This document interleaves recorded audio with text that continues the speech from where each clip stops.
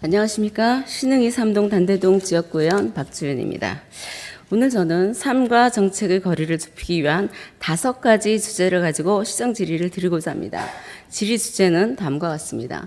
사회적 고립 청년 지원, 법조단지 이전, 원도심 하수악취 저감, 결혼 친화도시 실효성 점검, 그리고 어린이 교통안전교육장 운영 점검입니다. 이 5가지는 분야는 다르지만 하나의 공통된 질문을 던지고 있습니다. 바로 행정이 시민의 일상에 실질적으로 닿고 있는가입니다. 고립된 청년의 외침, 이전이 지연된 공공기관의 불투명한 절차, 악취 속에 살아가는 원도심 주민의 불편, 결혼을 포기하게 되는 현실적 장애물, 그리고 시설 재정비를 마치고 재개장을 앞둔 어린이 교통안전교육장까지 이 모두는 시민들이 직접 겪고 있는 삶의 문제이자 지속적으로 목소리를 내었지만 좀처럼 해결되지 않았던 과제들입니다. 오늘의 시정 질의는 행정의 우선순위를 다시 묻고 그간의 추진 상황을 점검하며 실질적인 개선책을 모색하기 위한 출발점입니다. 시 집행부가 수립한 계획들이 현장에서 어떻게 작동하고 있는지를 확인하고 보다 실효성 있는 행정이 이루어질 수 있도록 함께 들여다보고자 합니다. 그럼 먼저 사회적 고립 청년 지원에 관한 질의입니다. 네, 교육문화체육국 천지열 국장님 답변석으로 나와주시기 바랍니다.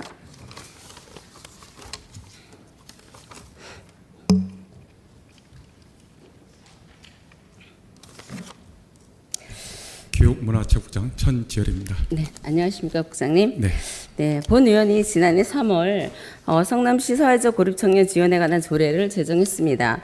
그에 앞서서 같은 해 1월에 가천대학교 행정학과에 재학 중인 학생들이 본 의원을 직접 찾아와서 자신들이 만든 사회적 고립 청년 지원에 관한 조례 및 정책 제안서를 전달해 주었습니다. 그런 청년들의 자발적인 참여와 진심 어린 제안을 접하면서 저 또한 이 조례에 대해 더욱 깊이 고민하게 되었고 그만큼 무거운 책임감을 갖게 되었습니다. 국장님도 여기는 동의하시죠? 네, 그렇습니다. 네, 조례 제정은 시작일 뿐 실행이 뒤따르지 않으면 무용지물입니다. 아직 성남시 차원의 명확한 지원 사업이 보이지 않는 상황에서 성남시는 이 조례를 근거로 무엇을 계획했고 실제로 어떤 행동에 나섰는지 확인하고자 합니다. 그럼 먼저 서울시의 사례를 보겠습니다. 네, 화면 좀 봐주십시오. 서울시 같은 경우는 2024년 서울 청년 기지개 센터를 열었고 2025년에는 서울시 고립 예방 센터를 출범시켰습니다. 그리고 해당 플랫폼에는 그 지역별 고립 청년 통계도 나와 있고요. 맞춤형 프로그램, 기관 연계 정보까지 누구나 쉽게 확인할 수 있도록 제공되고 있습니다. 근데 반면 성남시는 어떤가요? 우리 국장님, 우리 성남시는 어떻게 되어 있는지 혹시 아시나요? 도움을 받고 싶을 때 어떻게 해야 하는지 한번 확인해 보신 적이 있는지 한번 아니면 홈페이지에 들어가 보신 적이 있는지. 네, 저희가 의원님 말씀하셔서 홈페이지를 한번 제가 클릭을 해봤는데 이제 한 2-3번의 단계에서 이제 찾을 수 있었습니다. 의원님 제안하신 말씀, 저희가 올해 그 청년 정책이나 사업, 어떤 청년 정보에 대한 플랫폼을 구축 중에 있습니다. 6월 중에 이제 착수가 되면 청년 정보에 대한 그 정보를 이제 알려드릴 텐데 의원님의 말씀이나 아니면 청년 정보에 관한 모든 것들을 다시 한번 되짚어보고 좀 더 잘할 수 있도록 하겠습니다. 네, 감사합니다. 사실은 본 의원이 직접 한번 성남시 콜센터에 전화를 걸어봤습니다. 고립 운둔 청년의 지원 연결을 요청했을 때 안내받은 곳은 성남시 정신건강보건센터였어요. 바로 가는 건 없었습니다. 그리고 그곳에서도 고립 청년이 아닌 우울, 자살감 등 호소하는 그 고위험군 중심의 프로그램만이 제공되었고 상담도 대면 상담으로 1회 정도밖에 가능하지 않다는 답변을 했습니다. 성남시가 아직 많이 열악해요. 고립된 청년이 먼저 밖으로 나와야만 상담을 받을 수 있는 그런 구조였습니다. 우리 성남시는 고립 청년을 위한 그 실질적인 접근 창구가 없었는데 지금 마침 앞으로 하시겠다고 그러시니까 정말 다행스럽게 생각합니다. 일단 저도 네이버 검색창이나 성남시청 검색창에 이렇게 입력을 해보면 성남시 고립 청년, 운동 청년 이런 식으로 입력해 보시면 정책도 없고요. 정보도 없었고 아무것도 나오지가 않았습니다. 그래서 사실 제가 이 조례를 제정하면서 많이 고민을 했었습니다. 실질적으로 우리가 어떻게 접근할 수 있을지, 또 우리 시 집행부는 어떻게 접근할 것인지에 대해서 고민을 많이 하긴 했지만, 일단 당사자들이 심각하게 고민을 하고 해왔던 정책 제안서도 있었기 때문에 이거는 성남시에서 많이 좀 잘 할 수 있을 거라고 생각을 했었는데 기대에 좀 못 미친 것 같았습니다.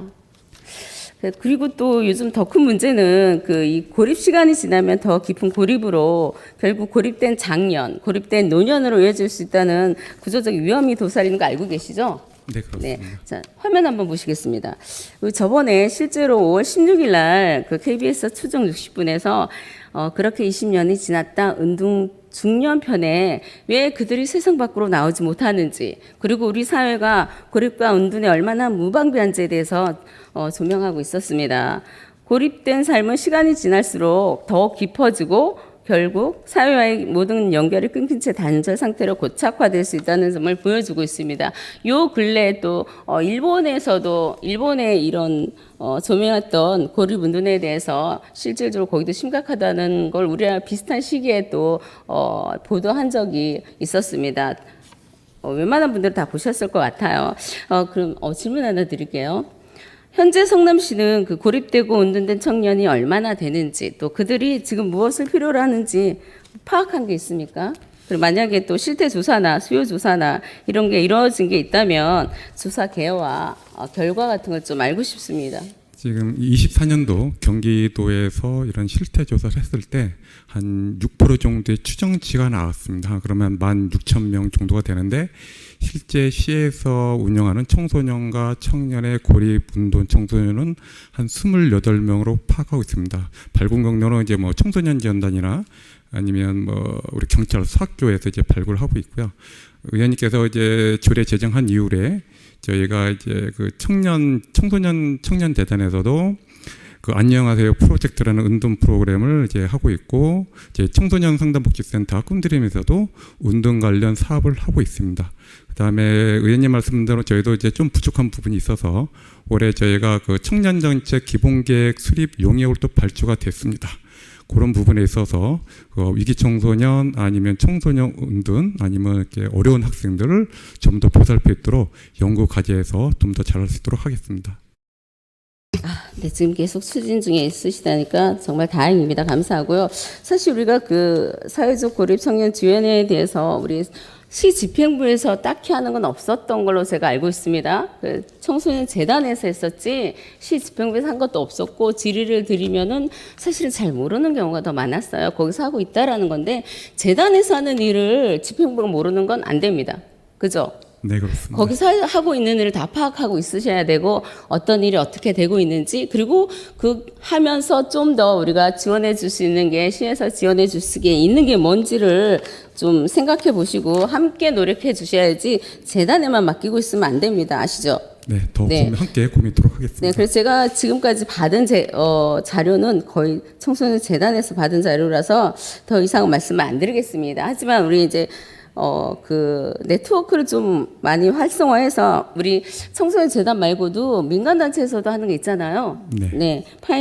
파이나다운 청년이나 일하는 학교 이런 데서도 프로그램 하고 있는데, 사실 우리가 실질적으로 할 수 있는 부분이 없다면 이런 민간단체하고도 좀 협업을 해서 할 수 있는 방법을 연구해 주시면은 감사하겠습니다. 일단 뭐 열심히 하신다고 하시고 지금 일단 추진을 하신다고 하시니까 더는 질의를 안 하도록 하겠습니다. 잘 추진해 주시고요. 앞으로도 결과물이나 이런 것도 좀 공유를 많이 해주시기 바라겠습니다. 네, 알겠습니다. 네, 답변 감사합니다. 국장님 수고하셨습니다. 자료 들어가셔도 좋습니다. 자, 현재 성남시는 실적 관리도 제대로 되지 않고 도움을 줄 수 있는 플랫폼조차 구축되어 있지 않았습니다. 이제 지금 앞으로는 한다고 그러니까 그나마 고무적인 일이고요. 우리 정책의 책임은 위탁 기관이 아닌 우리 성남시에 있습니다. 서울시처럼 이렇게 전용 플랫폼을 통해서 지역별 현황, 맞춤형 프로그램, 기관 연계 정보 이런 누구나 쉽게 접할 수 있는 체계를 꼭 갖춰주시길 바라고요. 사실은 지금까지 본 의원이 요구한 것은 이렇게 어렵게 발굴하라는 것이 아니라 단 한 사람이라도 스스로 다시 나와보려는 그 한 걸음에 도움의 손길이 닿을 수 있게 하라는 것이지 뭐 이렇게 정말 은둔형으로 들어가 있는 분들 뭐 발굴해내서 어떤 정책을 해라 뭐 이렇게 어려운 얘기를 하는 건 아닙니다. 누군가 원할 때 정보가 보이고 문이 열려 있고 전화를 할 수 있는 그런 곳이 있다면 그 자체가 그들에게는 희망입니다. 더 이상 고립의 시간이 길어지기 전에 그들이 스스로 선택할 수 있는 통로를 우리 시가 열어주시길 정말 당부드립니다. 그리고 서두에 말씀드렸듯이 청년 당사자들이 고립 청년 지원에 대한 조례와 뭐 정책 제안서를 가지고 온다는 거는 그만큼 그들이 느끼는 체감도가 좀 크다는 얘기니까 이건 정말 심각하게 받아들여야 할 것 같습니다. 앞으로 좀 잘 더 챙겨주시기 바랍니다. 네, 다음은 법조단지 이전에 관한 질의를 하겠습니다. 재정경제부 서영민 국장님 나오시기 바랍니다.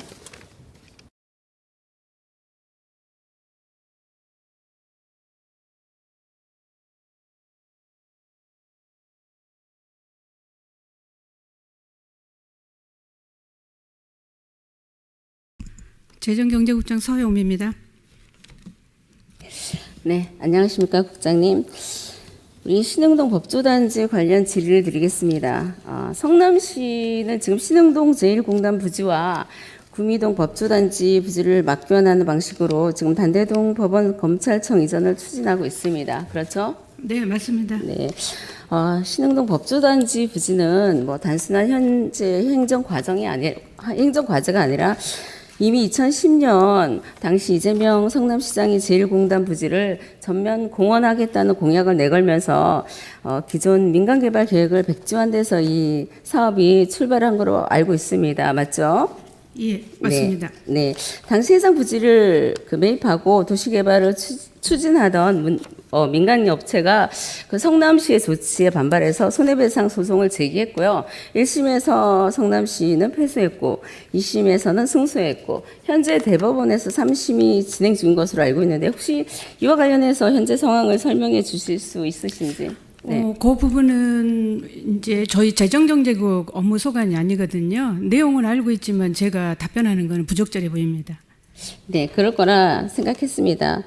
파악하기도 사실은 좀 쉽지 않은 거고, 이 부분에 있어서는 해당 부서에서 본 의원에게 관련 내용을 별도로 보고해 주실 수 있도록 부탁을 드리겠습니다.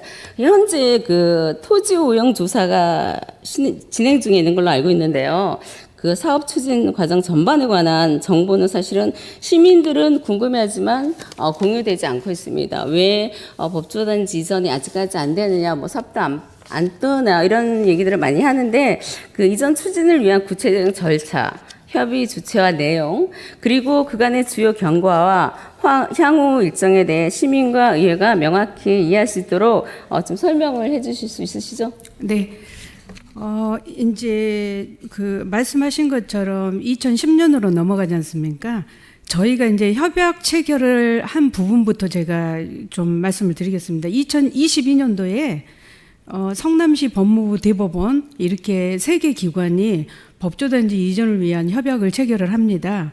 신흥동의 법조단지는 성남시가 부지 매입을 한 다음에 소유권이 이전이 된 다음에 구미동 부지는 법무부와 대법원 지금 소유기 때문에 교환을 해서 소유권 이전을 하겠다는 그런 협약입니다.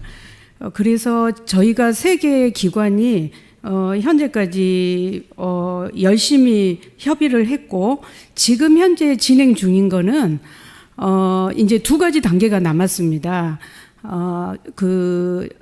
감정평가, 그러니까 교환을 소유권 이전을 하기 위한 감정평가를 하고 평가가 완료가 되면은 소유권 이전을 하면 되는 거거든요. 교환에 대한. 근데 현재 그 법무부와 대법원에서 그 오염물질에 대한 조사를 하자 이런 의견을 강하게 성남시에 제기를 했고 그거에 대한 업체가 선정이 돼서 현재 조사 중입니다. 샘플 조사 중이고 6월 달에는 샘플 조사에 대한 오염도 분석이 완료가 됩니다. 완료가 되면 그 결과에 따라서 7월 달에 저희가 3개 기관이 협의를 하게 되고 최대한 결과가 좋게 나오면 최대한 빠른 시일 내에 감정평가 소유권 이전 이거를 계획하고 있다. 강하게 저희는 두 개 기관에 요구하고 있다. 이런 말씀 드리겠습니다. 네, 토양 오염 샘플 조사 중이라고 하셨는데 그 어느 정도 예상은 하지 않으신가요? 어느 정도 나올 건지? 그거는 예상은 불가합니다. 불가해요? 현재 상태에서는. 왜 그러냐 그러면은 지상에 있는 것들을 샘플 조사를 하는 게 아니라 지표면에 있는 내용입니다. 그래서 결과가 어찌 나올지 예측할 수 없는 부분입니다. 알겠습니다. 결과가 좀 그래도 유리하게 나올 수 있었으면 좋겠습니다. 기도하고 있습니다. 그렇죠. 기도하고 예. 있습니다. 감사합니다. 네, 국장님 들어가셔도 좋습니다. 네, 답변 감사합니다. 감사하고요. 네네. 사실 법조단지 그 이전은 우리 본도심과 수정구, 중원구 이쪽에서는 시민들의 관심이 많습니다. 네, 생활권 변화와도 직결되는 문제이고 하니까 이 부분이 잘 해결돼서 그 시민들이 좀 잘 알 수 있게 여기에 대해서 어떻게 추진하고 있다는 걸 좀 알리는 방법을 연구해 주셨으면 감사하겠고요. 또 관심 가지시고 책임 있는 추진을 당부드리도록 하겠습니다. 네. 다음은 원도심 하수학치 저감에 관한 질의입니다. 네, 맑은물 관리사업소 박경우 국장님 답변서로 나와주시기 바랍니다.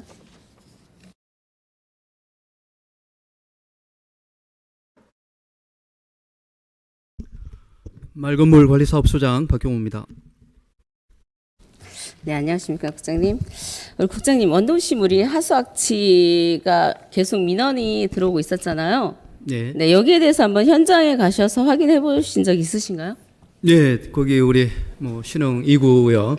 지금 산자푸하고 산성 포레스티아하고 우리가 이제 스프레이형 악취 저감 장치를 설치해 놓은 단대동 지역의 일부 둘러보았습니다. 네, 우리 화면을 보시면은 저희 지금 파랗게 까맣게 이렇게 선 근개 수정 중원 분리한 거고요. 파란 부분이 다 지금 악취 지역이에요. 그리고 우리 소장님 같은 경우도 그쪽에 사시니까 느끼시고 계시잖아요, 그죠? 많이 느끼시죠? 실제로 체험을 하셨던 것 같아요.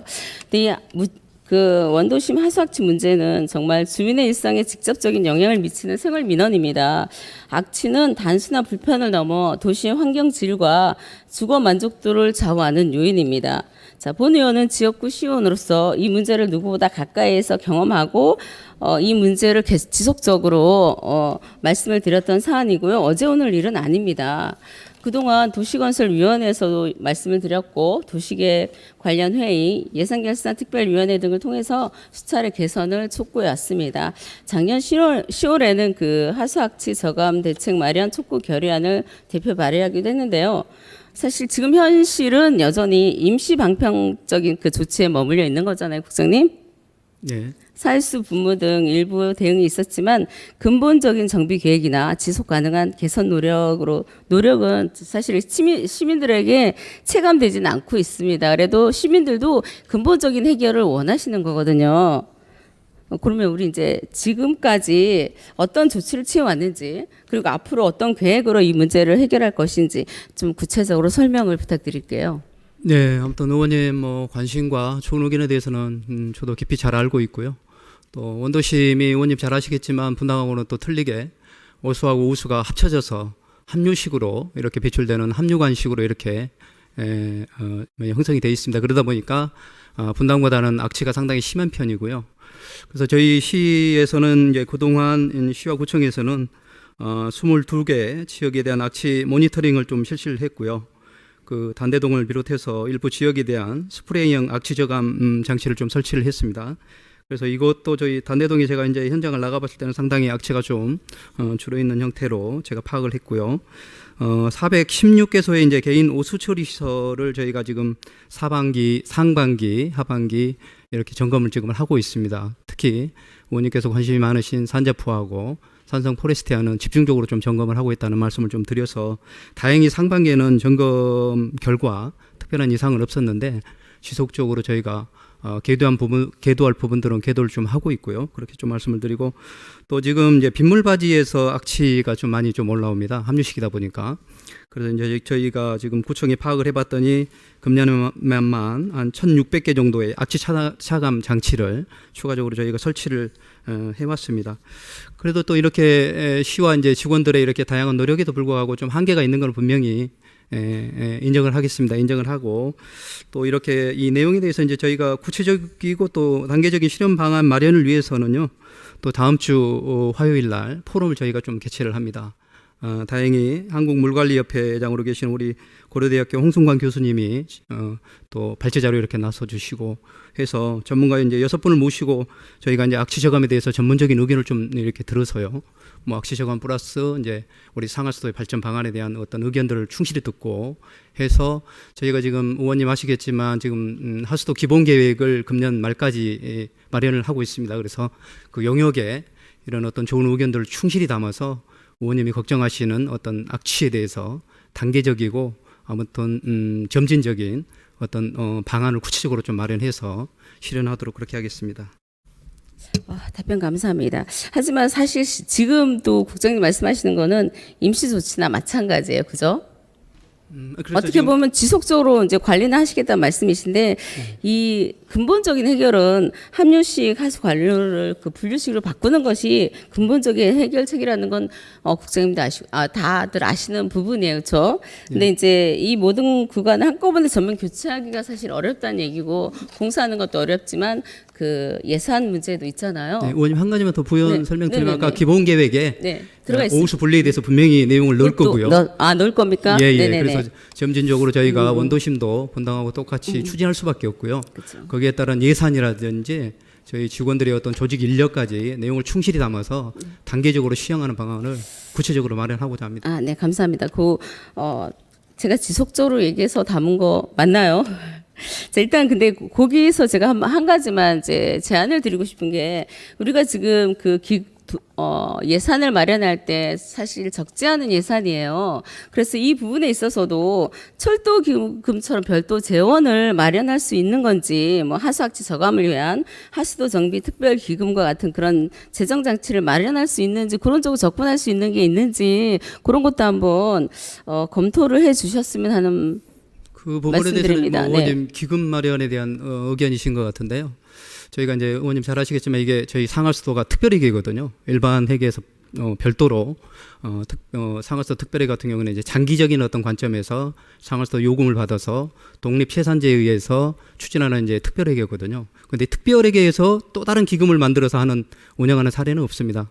그래서 이제 기금 같은 경우는 단기적인 교통회계 뭐 특별 기금이라든지 리모델링 기금 같은 단기적인 어떤 회계 과정에서 만드는 게 이제 기금이고요. 저희는 특별 회계로 운영하는 만큼 앞으로 이제 상하수도 요금에 대한 어떤 필요에 따라서 검토 부분도 있을 수 있겠지만 기금보다는 지금 체계 즉 상하수도 특별회계로 운영하는 게 바람직하다고 생각합니다.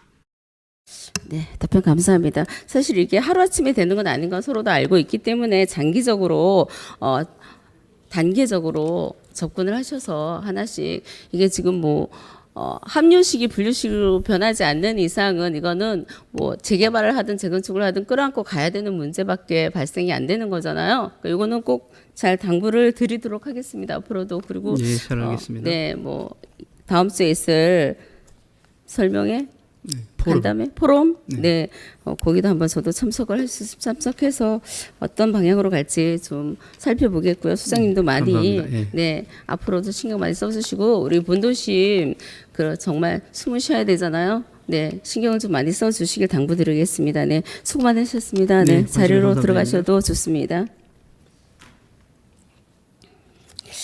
네, 하수악취는 단순한 불쾌감의 문제가 아닙니다. 시민의 건강권과 주거 환경을 위협하고 도시 행정에 대한 신뢰를 흔드는 사안입니다. 이제는 반복된 대응을 넘어 원인 분석에 기반한 중장기 정비 계획과 실행 가능한 로드맵이 수납되어야 합니다. 이제 악취는 고쳐져야 합니다. 다른 무엇보다 중요하지만 숨 쉬는 일만큼은 편안해야 되지 않겠습니까? 꼭 잘 부탁드리겠습니다. 자, 다음은 결혼 친화 도시 실효성 점검에 관한 질의를 드리겠습니다. 복지국 김순신 국장님 답변서로 나와 주시기 바랍니다.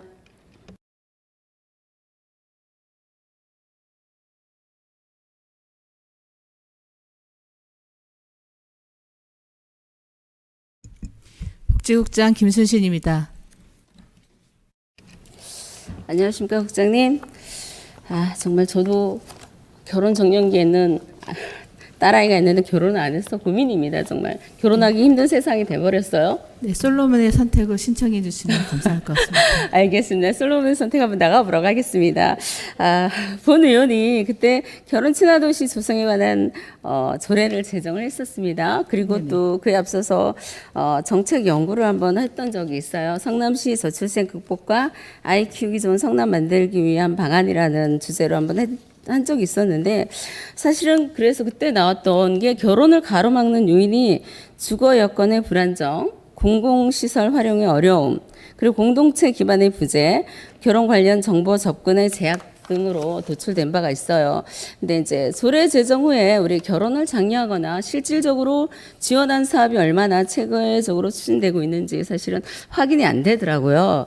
그래서 성남시에서 현재 시행 중인 그 결혼 장려 또는 결혼 생활 지원에 대한 사업이 어떤 게 있는 것인지, 또 각각의 사업이 있다면 사업 예산이나 대상, 실적 그런 게 있으면 좀 구체적으로 좀 말씀을 해주시기 바랍니다. 네, 성남시에서 시행 중인 결혼 관련 사업은 예비 부부와 신혼 부부를 위한 결혼 준비 학교, 생애 주기별 부모 교육, 그리고 부모 역량 강화를 위한 예비 부모 교육을 추진하고 있습니다.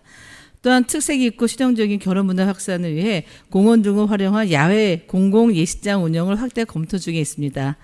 결혼과 가족에 대한 건전한 가치관을 확립하고자 초중고 절출세 인식 개선 미래 교육을 통해 전년도 대비 148% 증가한 500학급으로 확대 추진하고 있으며, 시범 사업으로 어린이집 부모를 대상으로 찾아가는 부모 교육도 실시하여 결혼과 저출산 문제에 대한 긍정적인 인식 개선에 노력하고 있습니다. 더불어 솔로몬의 선택으로 미혼의 청춘 남녀에게 자연스러운 만남의 기회를 제공하여 평균 55%의 높은 매칭률로 현재 5쌍이 혼인하였고 2쌍이 혼인 예정으로 결혼에 대한 긍정적인 인식을 확산하는 데 기여하고 있습니다. 네, 감사합니다. 지금 말씀하신 것처럼 그 우리 가치관 교육, 그죠? 솔로몬의 선택 같은 프로그램이 있는데, 솔직히 성남시에서 결혼을 고민하는 청년들에게 실질적으로 유인 요소는 좀 부족한 것 같습니다. 그리고 눈에 보이는 금전적이나 물질적 지원은 없어요. 그렇죠? 네.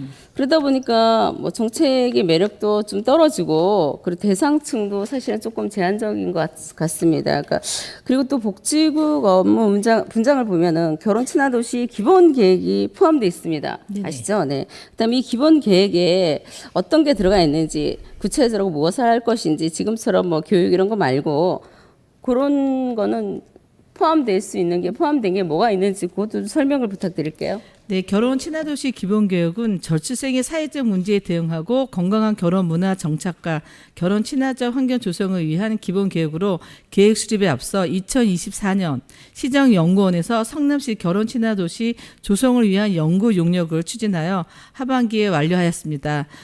용역 내용을 토대로 2025년 하반기 결혼 친화도시 조성 기본계획을 수립 예정이 있습니다.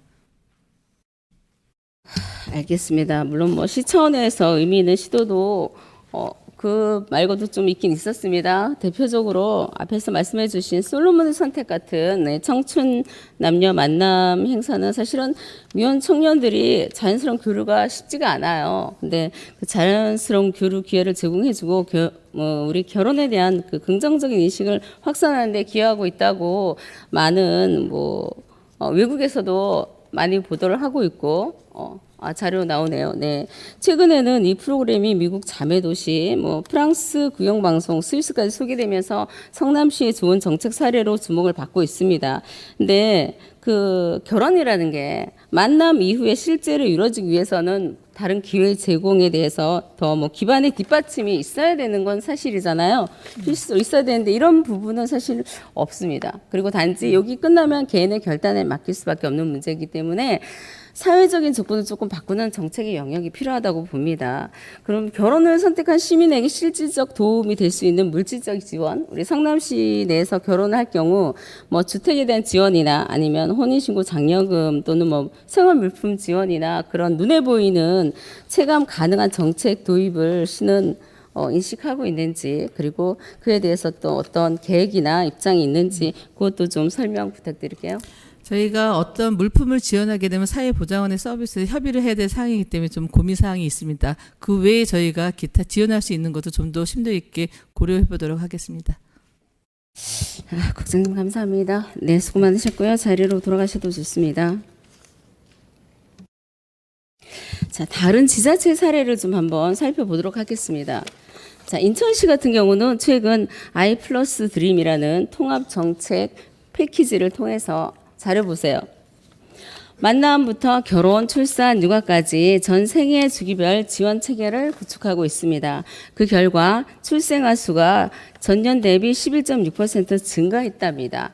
그리고 이처럼 그 선언에 그치지 않고 실행까지 이어진 정책이야말로 시민이 체감하는 변화일 것입니다. 성남시 역시 이제는 상징적 표현을 넘어 결혼을 선택한 시민들이 실질적으로 체감할 수 있는 구체적이고 눈에 보이는 정책으로 응답해야 합니다.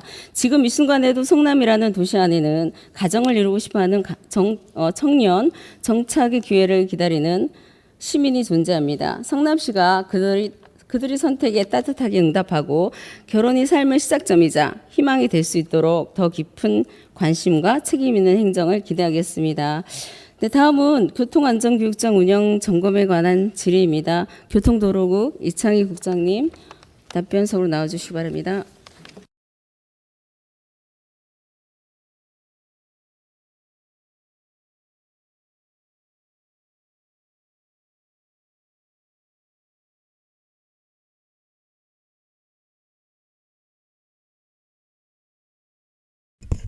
네, 안녕하세요. 교통도로국장 이창희입니다. 네, 안녕하십니까 국장님. 네, 지금 성남시가 시설 재정비를 마치고 재개장을 앞둔 어린이 교통안전교육장은 사실 단순한 체험 공간이 아니라 어린이 생명 안전을 지키기 위한 실질적인 교육 거점이 돼야 됩니다. 맞죠?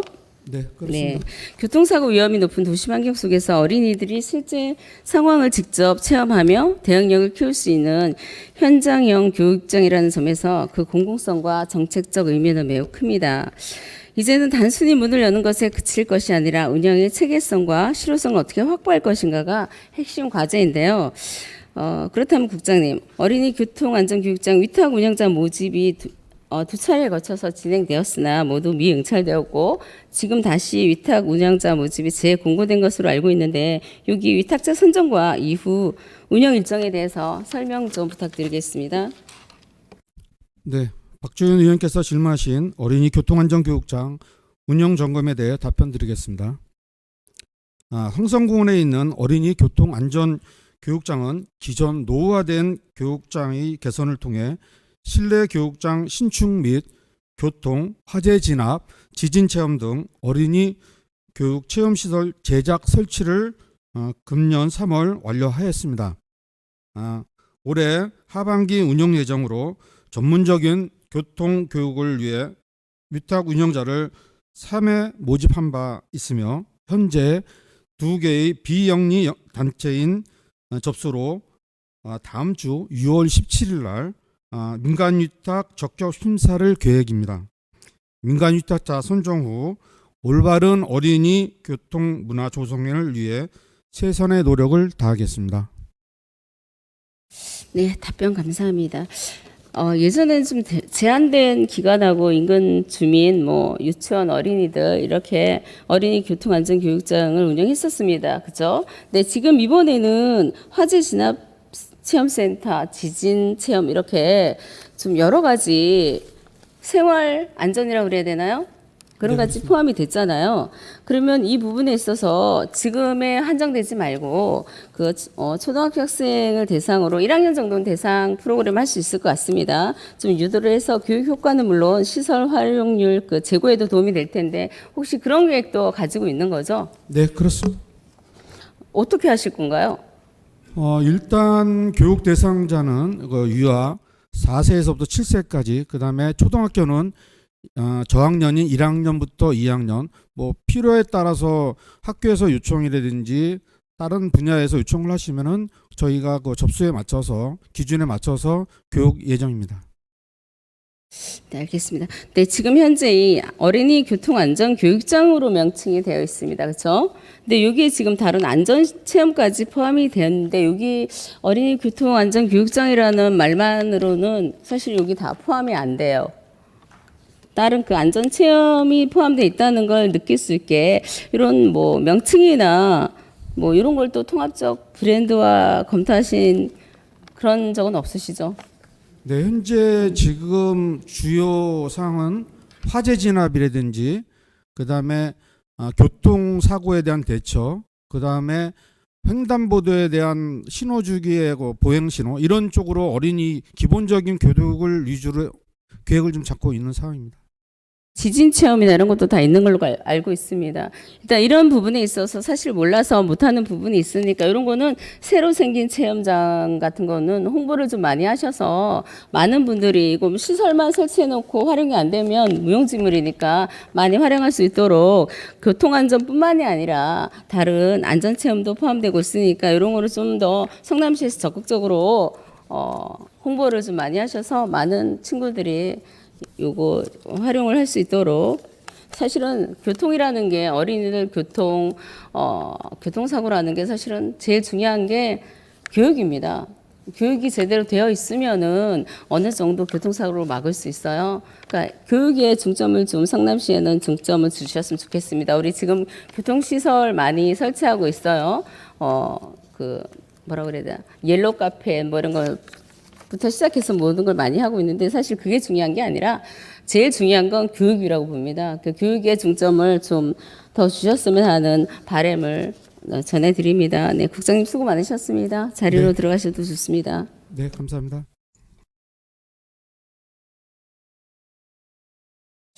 자, 이제는 단순히 문을 여는데 그칠 것이 아니라 얼마나 더 많은 어린이들이 얼마나 더 효과적으로 이 공간을 활용할 수 있을지에 대한 고민이 필요합니다. 교육의 질, 운영의 체계, 명칭의 상징성까지 모두가 어린이 안전이라는 목표에 부합할 수 있도록 철저한 점검과 실효성 있는 운영 방안을 기대하겠습니다. 네, 존경하는 시장님 그리고 관계 공무원 여러분, 행정은 모든 것을 다 잘할 수는 없습니다. 하지만 꼭 필요한 문제를 놓치지 않는 것, 그것이 진짜 행정의 힘입니다. 오늘 제가 드린 질의는 단지 사소한 불편이나 행정의 빈틈을 지적하기 위한 것이 아닙니다.